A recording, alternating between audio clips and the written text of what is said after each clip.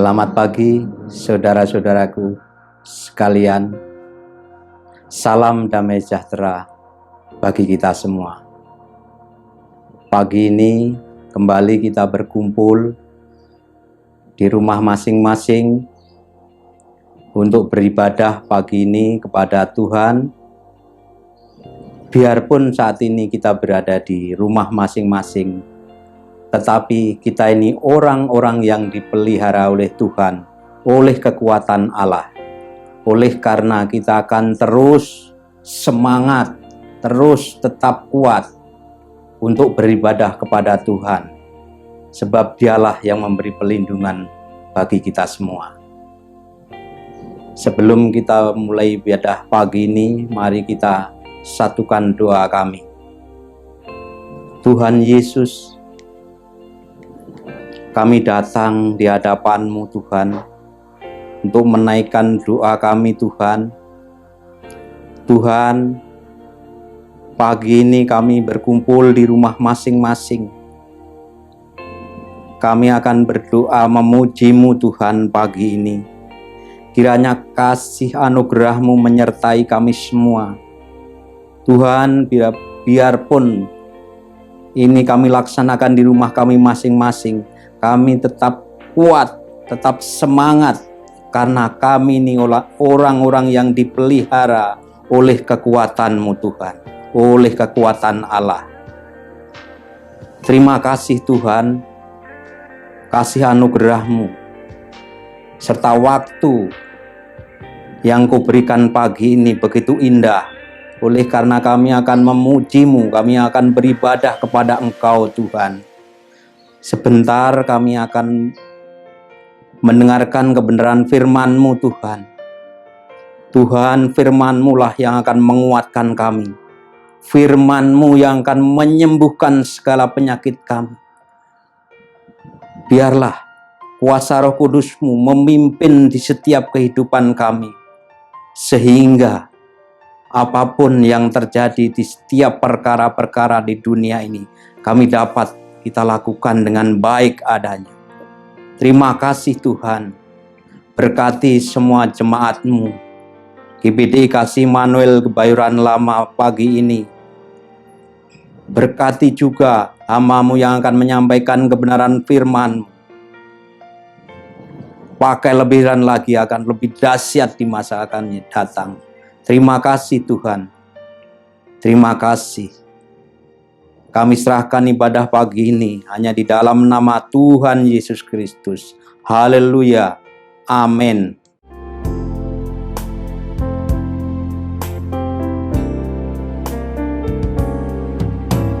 Bila kau rasa gelisah di hatimu, bila kelangkamu tak menentu hidupmu, ingat masih ada seorang penolong bagimu. Dia tak pernah jauh darimu. Bila cobaan menggodai hatimu, bila sengsara menimpa keadaanmu, ingat Yesus takkan pernah jauh darimu. Dia selalu pedulikan kamu. Berseru memanggil namanya, berdoa Dia akan segera menghampiri dirimu. Percaya Dia tak jauh darimu. Dia hanya sejauh doa.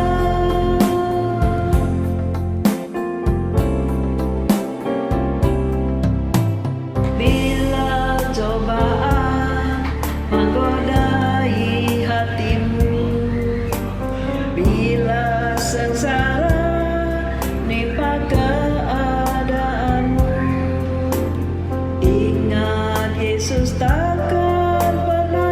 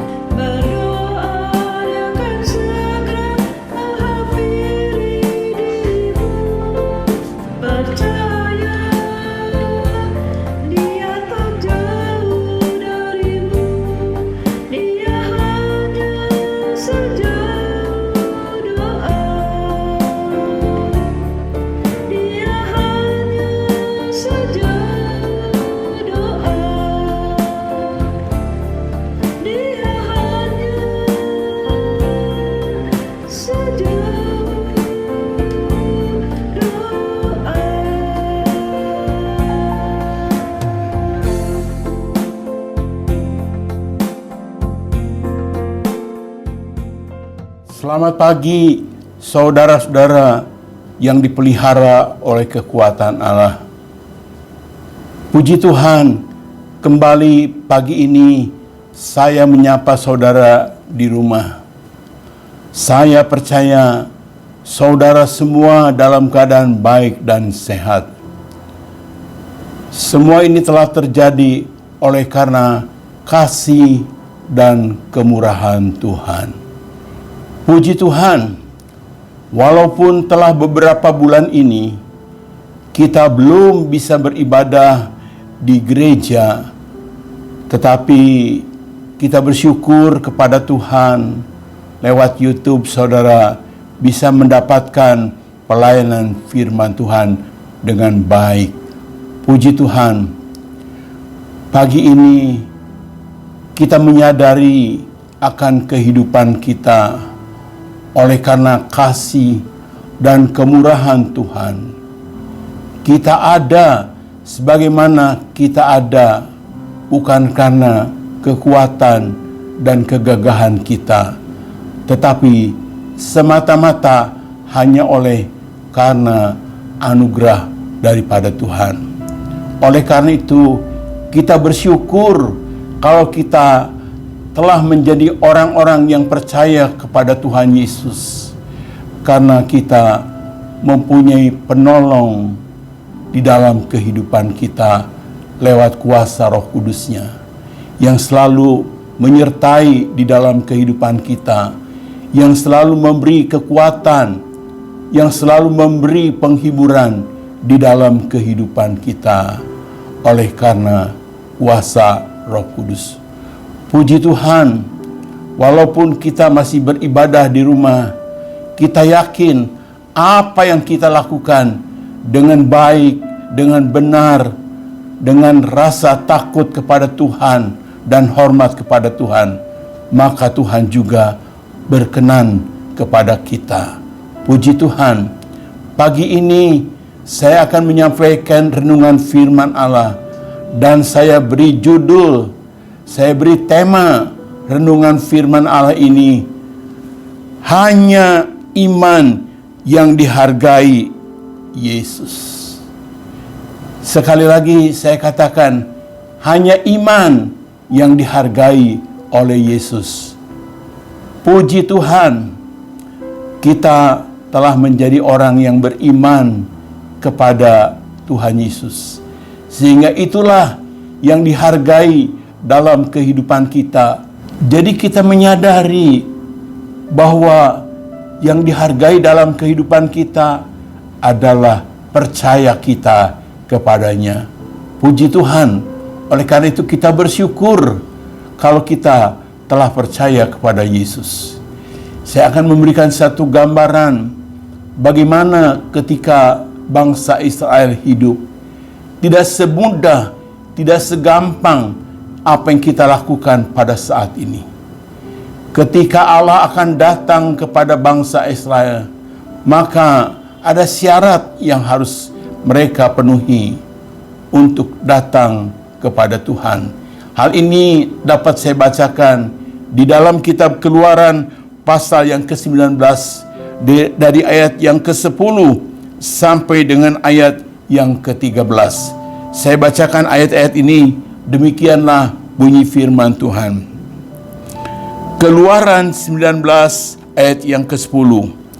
Berfirmanlah Tuhan kepada Musa, pergilah kepada bangsa itu, suruhlah mereka menguduskan diri pada hari ini dan besok, dan mereka harus mencuci pakaian. Ayat 11.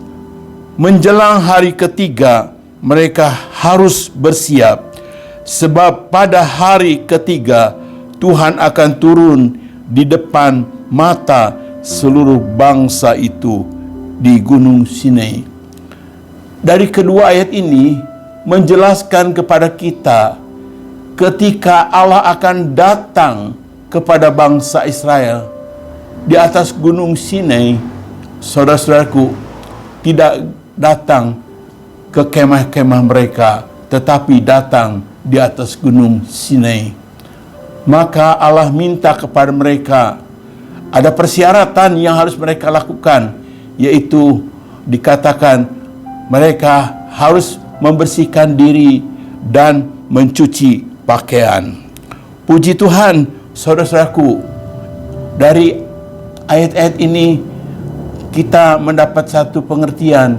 Jadi datang kepada Yesus tidak sembarangan.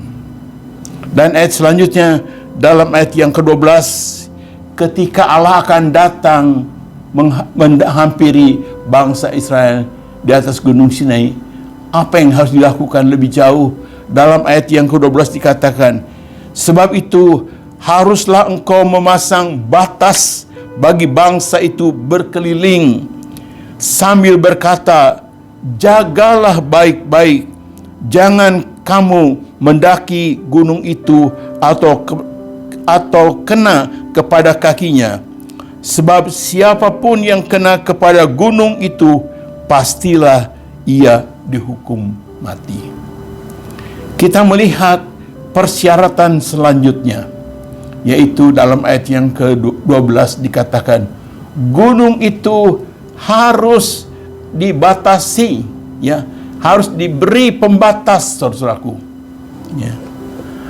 Maksudnya, orang-orang tidak diperbolehkan naik ke puncak gunung tersebut, tapi dibatasi. Sebab dikatakan tadi, siapa yang mendaki atau kena kepada kakinya saja dari gunung Sinai tersebut, maka orang itu akan mati. Bahkan dikatakan dalam ayat selanjutnya, dalam ayat yang ke-13, tangan seorang pun tidak boleh merabanya. Jadi tempat kehadiran Allah, Gunung Sinai itu tidak boleh dipegang, tidak boleh dijamah gunung itu. Siapa yang memegang gunung tersebut dikatakan akan mati. Demikian juga binatang-binatang yang naik ke gunung tersebut akan mati. Puji Tuhan, pagi ini kita tidak datang kepada Allah yang demikian aturannya. Hal ini itu terjadi pada zaman Taurat, pada zaman dahulu. Tetapi sekarang kita hidup di dalam zaman kemurahan. Lain kita ada dalam zaman anugerah saat ini. Apa yang telah menyebabkan hal ini berubah terjadi dalam kehidupan kita? Mari kita baca di dalam Ibrani pasal yang ke-10 ayat yang ke-19. Demikianlah bunyi firman Tuhan. Jadi, saudara-saudara, oleh darah Yesus, kita sekarang penuh keberanian dapat masuk ke dalam tempat kudus. Puji Tuhan. Firman Tuhan ini menjelaskan kepada kita, oleh darah Yesus, oleh pengorbanan Yesus, oleh kematian Yesus di atas bukit Golgota, maka sekarang kita memiliki keberanian untuk menghampiri Allah dengan hati yang telah disucikan oleh darah Yesus. Puji Tuhan, begitu besar kasih Allah kepada kita. Saat ini kita bisa datang kepada Tuhan, datang dengan kesederhanaan, dengan hati yang percaya, pasti akan dihargai oleh Tuhan. Oleh karena itu, saya akan memberikan satu contoh di dalam perjanjian baru. Bagaimana ketika orang datang kepada Yesus, Yesus sangat menghormati, sangat menghargai imannya. Saya akan membacakan ayat-ayat dari perjanjian baru di dalam Injil Markus pasal yang kedua, ayat yang pertama sampai dengan ayat yang kelima. Bagaimana sikap Yesus ketika menghadapi orang yang datang kepadanya mohon pertolongan Tuhan. Saya bacakan dari ayat yang pertama. Kemudian sesudah lewat beberapa hari, waktu Yesus datang lagi ke Kapernaum, tersiarlah kabar bahwa ia ada di rumah. Ayat yang kedua, maka datanglah orang-orang berkerumun sehingga tidak ada lagi tempat, bahkan di muka pintu pun tidak. Sementara ia memberitakan firman kepada mereka, ada orang-orang datang membawa kepadanya seorang lumpuh digotong oleh 4 orang. Ayat 4, tetapi mereka tidak dapat membawanya kepadanya karena orang itu banyak. Lalu mereka membuka atap yang di atasnya. Sesudah terbuka, mereka menurunkan tilam tempat orang lumpuh terbaring. Ketika Yesus melihat iman mereka, berkatalah ia kepada orang lumpuh itu, hai anakku, dosamu sudah diampuni. Puji Tuhan, dari ayat-ayat yang telah saya bacakan, di sini ada satu hal yang baik yang dapat kita pelajari untuk kita datang kepada Tuhan. Ketika Yesus ada di Kapernaum, di sebuah rumah, apa yang dapat kita lihat? Yesus didatangi oleh orang banyak karena mereka mau mendengarkan firman Tuhan dan ingin mendapatkan pertolongan Tuhan. Kemudian dikatakan ada seorang yang lumpuh yang digotong oleh 4 orang. Ketika di dalam rumah tersebut sudah penuh dengan orang, maka orang ini tentu tidak bisa membawa orang lumpuh ini masuk dibawa ke hadapan Yesus. Tetapi kita melihat bagaimana ketika ke-4 orang ini tidak ada jalan di bawah untuk datang pada Yesus, maka mereka berinisiatif, mereka menaiki rumah tersebut, mereka membobol atap rumah tersebut, mereka membongkar genteng rumah tersebut. Kemudian dikira-kira arah yang tepat untuk menurunkan mereka di hadapan Yesus. Dibukalah atap rumah tersebut dan diturunkanlah orang yang lumpuh pada waktu itu, turun di depan Yesus. Saudara, kalau kita pikir di sini, orang ini tidak punya etika. Kenapa saya katakan tidak punya etika? Karena mereka seakan-akan tidak menghargai, tidak menghormati Yesus, ya, yang ada di dalam rumah pada waktu itu. Tetapi karena mereka terdesak ingin menolong orang yang lumpuh, apa saja mereka lakukan. Membuka atap, menurunkan seenaknya, semaunya, menurunkan di depan Yesus. Tapi sekarang kita akan lihat bagaimana sikap Yesus di depan orang banyak ketika ada orang lumpuh yang diturunkan dari atas atap rumah.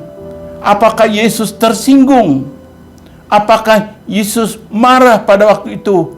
Kemudian Yesus memelototi mereka dan mencaci mereka dan berteriak-teriak kepada orang-orang yang membawa orang lumpuh itu? Tidak, saudara-saudaraku. Yesus tidak mempermasalahkan caranya mereka datang dari mana saja. Tidak pernah dipermasalahkan, walaupun datang dari atas langsung di depan Yesus. Yesus tidak mempermasalahkan. Oh, luar biasa kebesaran hati Yesus. Oh, luar biasa kebaikan hati Yesus. Luar biasa kepedulian Yesus terhadap orang yang membutuhkan pertolongan. Apa yang Yesus katakan kepada orang tersebut.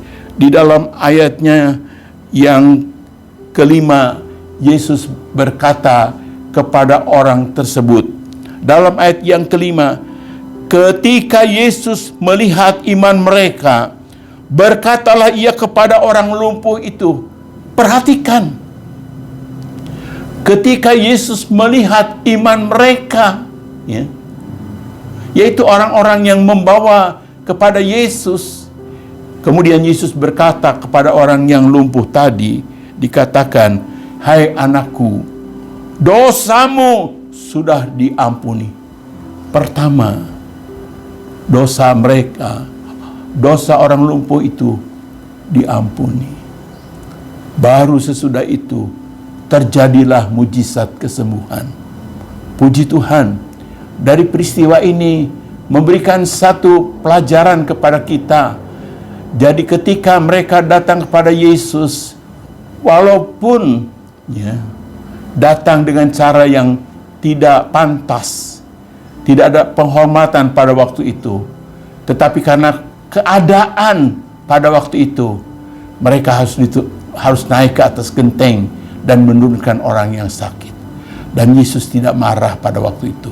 Yesus tidak berteriak-teriak, berkata dengan kasar, tidak. Tapi Yesus tetap peduli. Karena apa? Karena Yesus melihat iman mereka.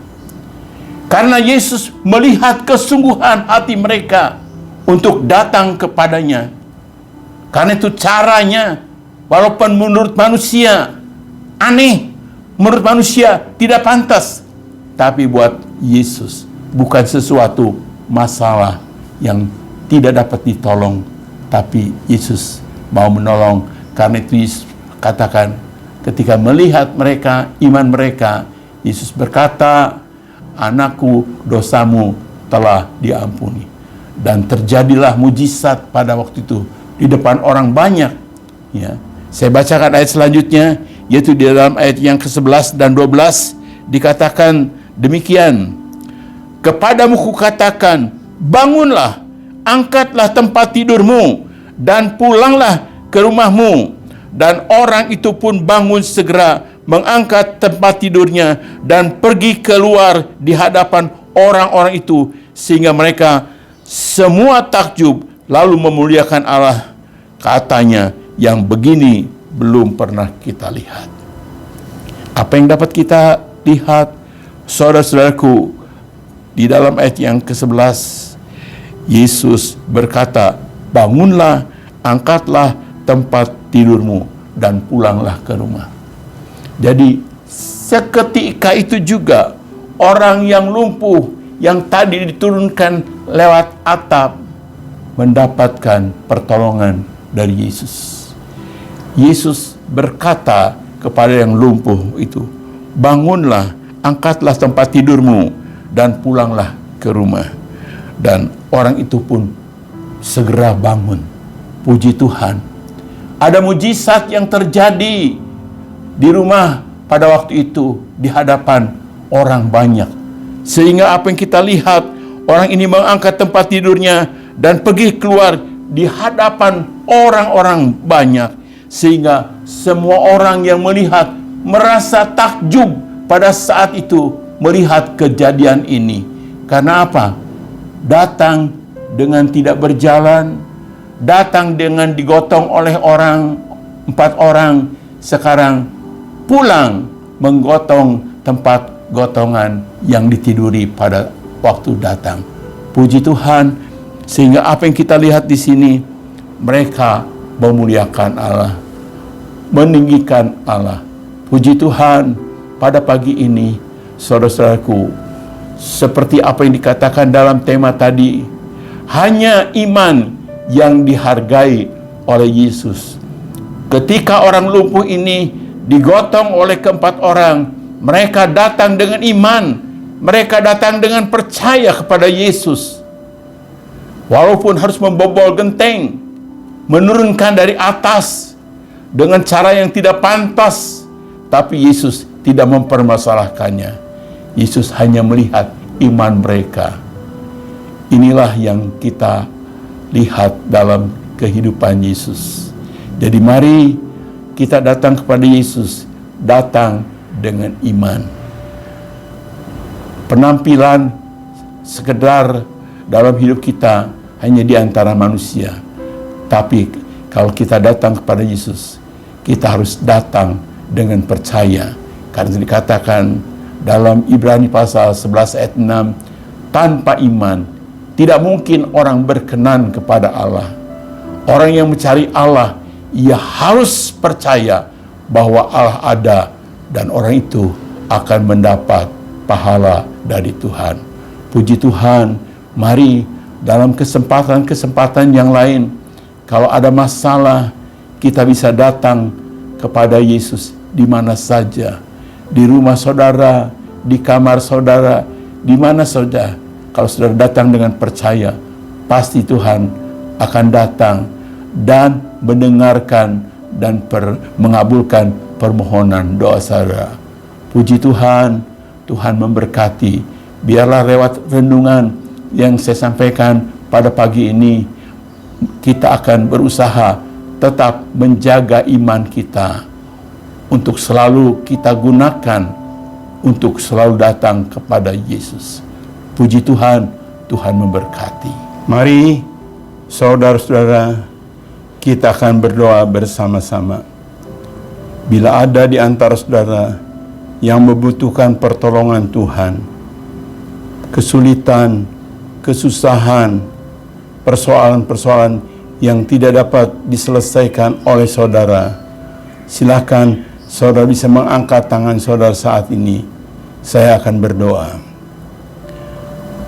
Tuhan Yesus, pada pagi ini kami datang ke hadapan hadirat-Mu yang kudus. Terima kasih untuk pertolongan Tuhan.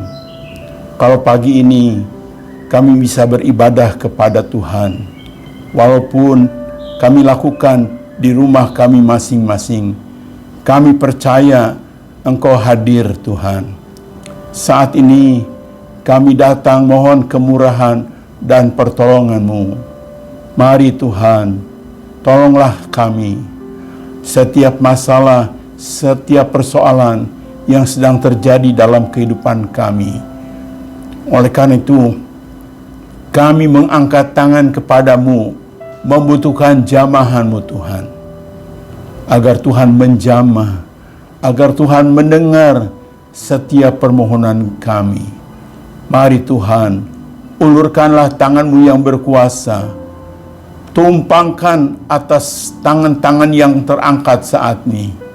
Dengan otoritas kuasa-Mu, hamba-Mu bertindak dalam nama Tuhan Yesus. Tuhan jamah, Tuhan angkat setiap masalah, setiap beban, setiap persoalan yang ada pada tangan-tangan yang terangkat dalam nama Yesus. Tuhan bebaskan, Tuhan tolong. Biarlah mereka saat ini mendapatkan jawaban daripada-Mu, mendapatkan pertolongan-Mu, mendapatkan kemenangan, mendapatkan kesembuhan, mendapatkan pemulihan Tuhan. Sehingga nama Tuhan akan dipuji dan dibesarkan. Terima kasih Tuhan. Kami serahkan semua anak-anak-Mu ke dalam tangan-Mu. Biarlah di hari-hari yang sulit ini, mereka tetap berusaha memegang iman mereka sebagai modal untuk selalu datang kepadamu. Terima kasih. Dalam nama Tuhan Yesus, kami telah peralaskan doa kami. Haleluya. Amin. Puji Tuhan. Tuhan memberkati. Selamat pagi.